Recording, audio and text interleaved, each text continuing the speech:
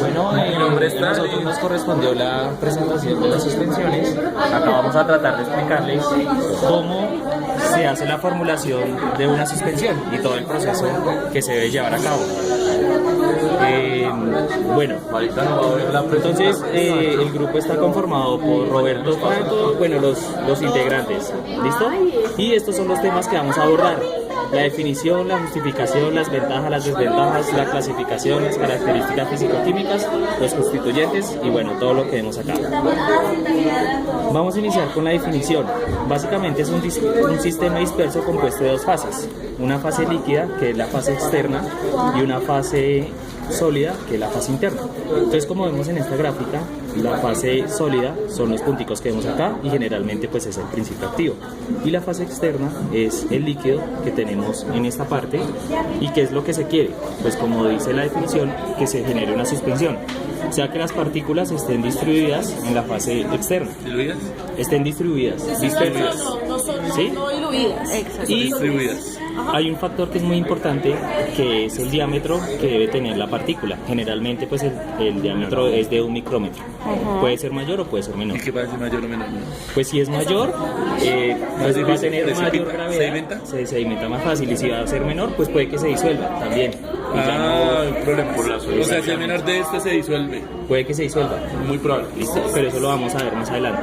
Ya pasamos con las ventajas. ¿Cuáles son las ventajas de tener las suspensiones? Una es que se pueden incorporar principios activos insolubles en agua porque ellos van a quedar suspendidos. Otro es que se puede enmascarar el sabor desagradable de los principios activos. Otro es el tratamiento en pediatría y geriatría. O sea, se utiliza mucho para pacientes. ¿Y este por qué? Porque los sabores. Pues porque el principio activo puede tener sabores amargos. Y también hay mayor disponibilidad que otras formas farmacéuticas, por ejemplo las tabletas, ¿sí? Por lo que ya está solubilizada. Y hay diferentes formas de administración, que no únicamente la administración oral. Las desventajas son: estas formas farmacéuticas son muy inestables. ¿Por qué? Porque pues yo necesito utilizar tensoactivos, humectantes.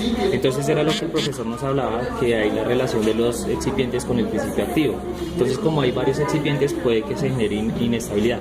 Además, como se utilizan carboximetilcelulosa y gomas, esas gomas también pues se pueden contaminar muy fácilmente. Otra desventaja es que el vehículo puede servir como desarrollo de microorganismos, pues por lo que les acabé de decir anteriormente, y no hay una uniformidad de dosis. ¿Qué pasa? Como las partículas no van a estar distribuidas, digamos, cada centímetro va a haber una partícula, no va a estar uniformemente. Entonces, digamos, una vez que yo hago una dosificación, me pueden salir 3 partículas. Cuando hago otra dosificación me pueden salir 5. Entonces, no hay una dosis uniforme. ¿Y cómo se hace para tratar de hacer eso? Pues uno lo que hace es agitarlo, pero eso no le garantiza que salga la misma cantidad de partículas. Una pregunta, digamos, todo lo que usted está hablando, pues, digamos, si yo, ejemplo, a mí se me olvida tal cosa, eso está en el trabajo para no estudiar. O sea, todo lo que está diciendo Cris. Yo les mando el trabajo ahorita. Eso. Listo. Porque pues ahorita, digamos, a mí se me queda, pero Esta grabación va a ser clave. Esta grabación es clave. Lo que hay que desglosar más es... Otra desventaja que tiene es que tiende a separarse la fase sólida de la fase líquida. Lo que dijo Ferley, pues tiende a precipitarse o también tiende a flotar. Pues, floculación es que se baja y pues el otro es flotación, que lo vamos a ver más adelante. Listo. Las vías de administración: tenemos vía oral, vía tópica, vía oftálmica, vía ótica y vía parenteral. Entonces acá yo le voy a hacer una pregunta al profesor, porque él en clases pasadas nos había dicho que parenteral no. Pero entonces yo consulté, nuestro grupo consultó en varias fuentes y decía que la forma parenteral y específicamente intravenosa, porque parenteral puede ser subcutánea, ¿no? Pero intramuscular. Entonces acá pues sería que el profesor de pronto nos aclarara finalmente si la forma intravenosa se puede o no se puede. porque esto es una pregunta fija de él al final. Sí, porque claro. tiene un parenteral, sí. Las características, ¿qué características debe tener una suspensión para que sea ideal? O sea, para que yo diga, el medicamento que yo fabriqué está súper bien hecho. Pues obviamente que debe tener una estabilidad física, que son más o menos lo que el profesor en el transcurso de estos meses nos ha dicho. Debe tener una estabilidad física, debe ser estable químicamente, o sea que el principio activo no se degrade y que no tenga interacción con los principios activos, que debe tener unas propiedades ópticas reológicas. La reología básicamente pues es el estudio de los fluidos, del comportamiento de los fluidos. Tenemos fluidos que son newtonianos y no newtonianos, y dentro de los no newtonianos unos que dependen del tiempo y otros no dependen del tiempo. Digamos, una salsa de tomate, cuando uno la voltea, la velocidad al principio es lenta, pero ya después cuando empieza a fluir, pues es mucho más rápido. Entonces yo necesito que mi producto en el momento que yo lo esté dispensando, pues que se comporte de una manera uniforme, ¿sí? Porque qué tal yo vaya a colocar mi producto y se me riegue todo, ¿sí? Pero este tema dice que el profesor lo va a explicar más adelante. Ahí sí, listo. Debe tener las adecuadas propiedades organolépticas pues para que tenga un buen sabor, un buen olor, buen aspecto en el momento pues de que yo lo vaya a tomar, en el momento que yo lo destapar pues que no huela feo. Debe tener una calidad microbiológica, pues no quiere decir que tenga buena cantidad de microorganismos, sino al contrario, pues que sea reducida. Porque es muy susceptible a ser contaminado por Exactamente. Es categoría 2, si no me equivoco. Sí, señor. Y debe tener pues una vida útil alta, porque pues debo tener en el momento que yo lo fabrique pues que llegue a mi distribuidor y pues que lo tenga un tiempo prolongado pues para poderlo vender y no que lo saque al mercado y que ya esté vencido prontamente. Esta sería una suspensión con unas características ideales. El ángulo de contacto. ¿Qué es el ángulo de contacto? Básicamente es para mirar si la partícula se encuentra arriba, o sea, este es el líquido, si se encuentra arriba, o sea, se encuentra en el aire, si se encuentra humectada o se encuentra sumergida. Si la partícula se encuentra flotando, quiere decir hay un ángulo mayor de 90 grados. Si se encuentra humectada, está formando un ángulo de 90 grados. Y si se encuentra sumergida, está formando un ángulo menor de 90 grados. O sea, humectada es que está entre el líquido y mitad. Exactamente. Sí. ¿Qué es lo que yo quiero? Pues que la partícula se encuentre sumergida y que se encuentre en la fase externa. Entonces, ¿qué es lo que yo hago con el ángulo de contacto? Determinar qué cantidad de humectante tengo que agregar para que esa partícula se encuentre en la parte de abajo. ¿Sí? Cuanto menor sea el ángulo, o sea, cuanto menor sea este ángulo, más mojada va a estar la partícula sólida. ¿Listo? Acá vamos a ver los humectantes, los tipos de humectantes que hay. Entonces hay coloides hidrofílicos como la carboxilcelulosa, la goma Santana. Exacto. Tenemos los tensoactivos que debe tener un HBl, que es un balance hidrofílico lipofílico, que debe estar entre 7 y 9. ¿Por qué tiene que estar entre ese valor? Porque si es mayor ya va a ser un detergente, ¿sí? Entonces tiene que tener ese valor. Y esto disminuye la tensión superficial que hay, o sea, lo que digo que hay entre el sólido y la parte líquida. Los tensoactivos lo que hace es disminuir esa tensión super... se pueda mezclar mejor, mezclar las partículas sólidas. No entiendo eso. ¿Qué es? ¿No entiende este? ¿Qué es? Lo que pasa es que hay una tensión superficial, digamos, le voy a poner un ejemplo. Si usted coge agua y después agrega una gota de aceite, ella va a quedar flotando y va a quedar formando la bolita. Si usted agrega un tensoactivo, lo que va a pasar es que esa bolita se va a ir dispersando hasta que se combina. Entonces eso es disminuir la tensión interfacial. ¿Sí? ¿Interfacial? Exacto. Pero yo debo tener cuidado porque si yo agrego una cantidad muy grande de un tensoactivo, pues me va a producir una espuma. Exacto. Entonces tensoactivos pues tenemos laurisulfato de sodio, pero ese ya es un valor mayor de 7,9. Sí, es mayor de 7,9. Entonces digamos el twin 80 polisorbato, y la silicona. Las suspensiones tienen, voy a averiguar mañana si porque es una clase de silicona. Tenemos también los disolventes son alcohol, la glicerina, el polietilenglicol, el propilenglicol. ¿Listo? Entonces esos son los tipos de humectantes que puedo utilizar. ¿Y esa ecuación, María, usted tiene ahí como...? ¿Cuál ecuación? ¿Esto? ¿Debería quitar eso? No, esto es disminuir la tensión superficial. Entonces, ¿qué hacen los tensoactivos? Disminuyen la tensión. ¿Esos ángulos? ¿Es lambda? Sí, lambda de sólido líquido y de lambda líquido aire. ¿Sí? Listo. ¿Qué es la ley de Stokes? Básicamente es mirar la velocidad en que se sedimentan las partículas. O sea, yo tengo un producto, digamos, cojo agua y le coloco maicena, lo agito, es mirar en cuánto tiempo esas partículas vuelven y se sedimentan. Entonces, pues acá en la ecuación me dice qué significa cada cosa. Si el volumen es grande, quiere decir que las partículas se sedimentan rápidamente. Si el volumen es pequeño, quiere decir que pues esas partículas están flotando. De hecho, hay una prueba que se llama volumen de sedimentación, que la vamos a ver más adelante. Acá tenemos unos tipos de viscosantes pues, y las concentraciones a las que se usan.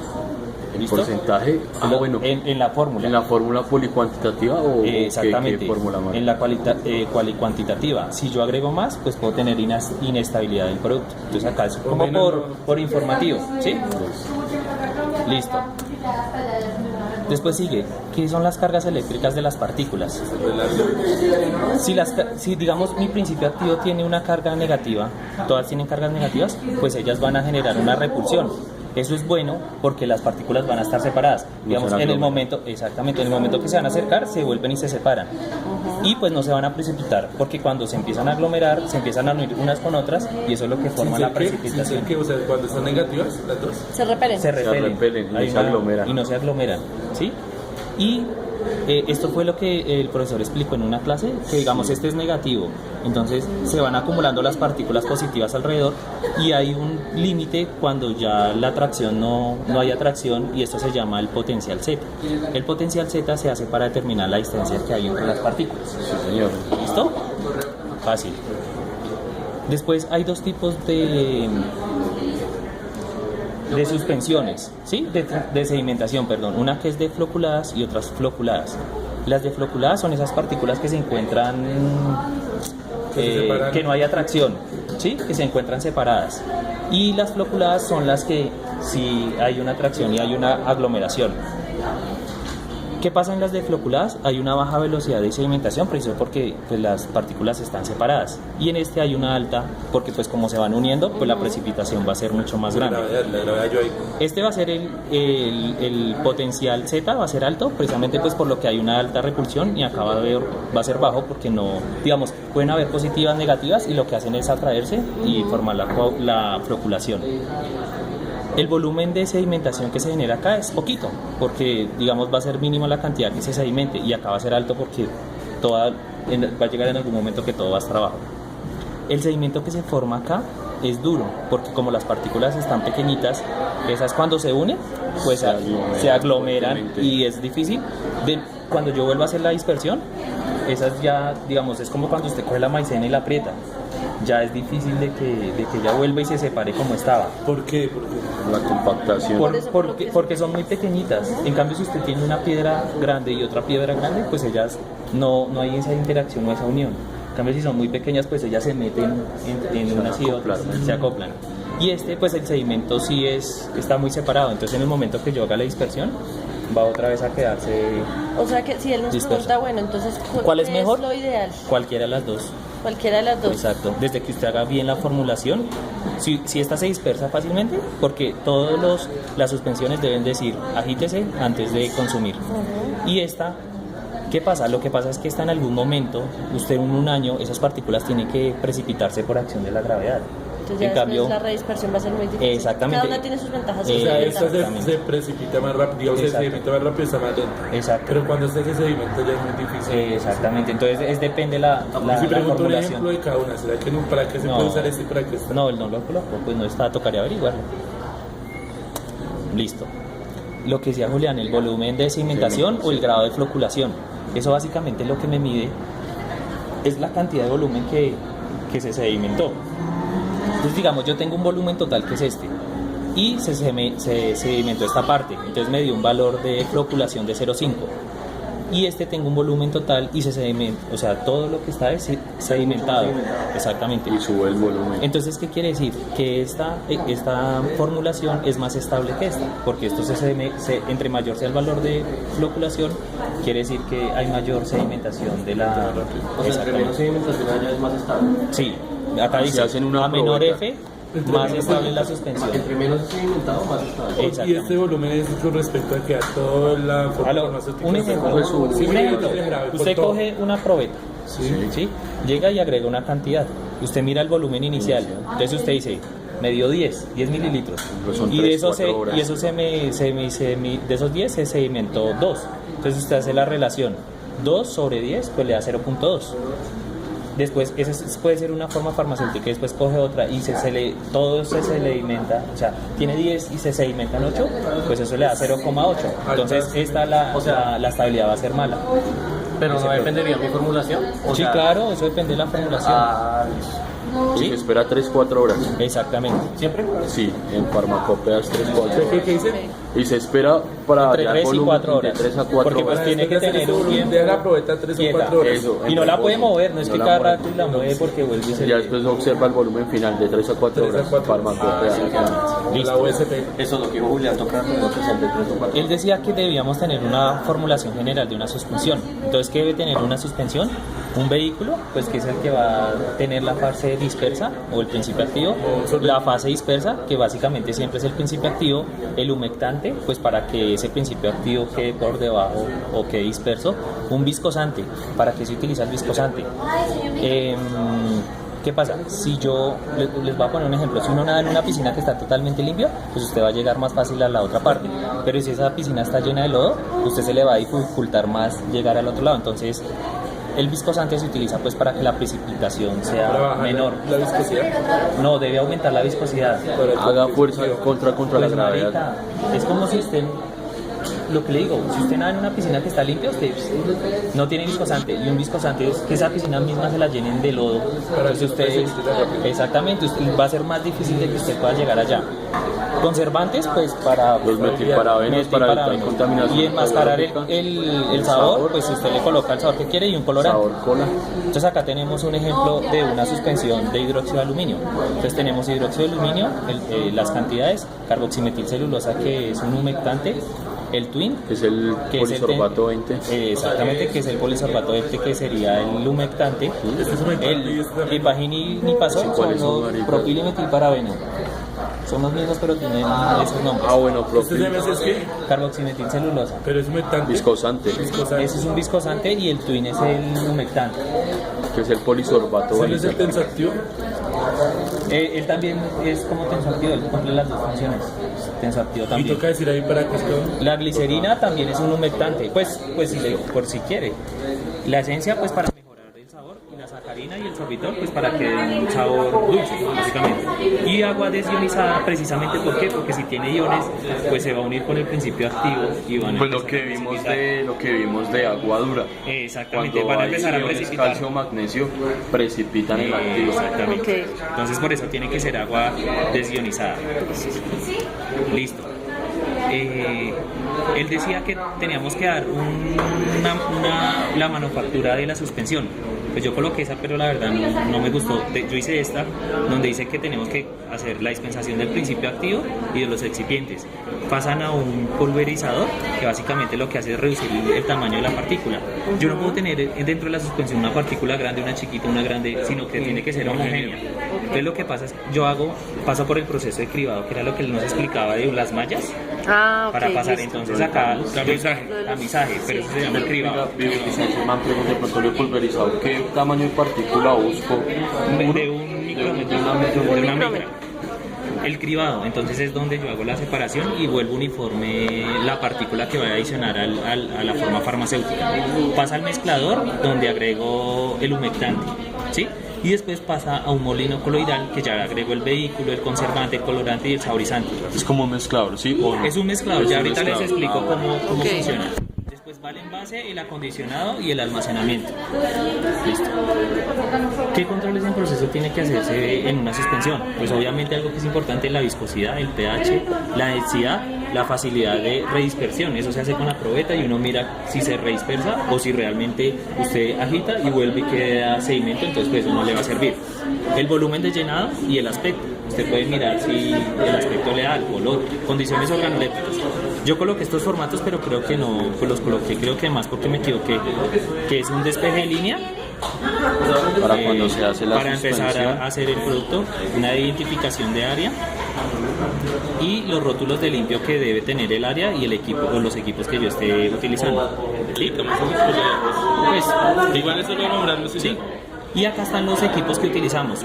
Un tanque reactor, pues donde se hacen las preparaciones de los agentes suspensores. Un cribador, que fue lo que ya vimos anteriormente. Acá lo vemos. Tenemos un tanque auxiliar, pues para hacerlas disolver la sustancia soluble, el propilparabeno. Entonces usted coge y los disuelve y los agrega al tanque inicial o Después sigue el molino coloidal. ¿Cómo funciona el molino coloidal?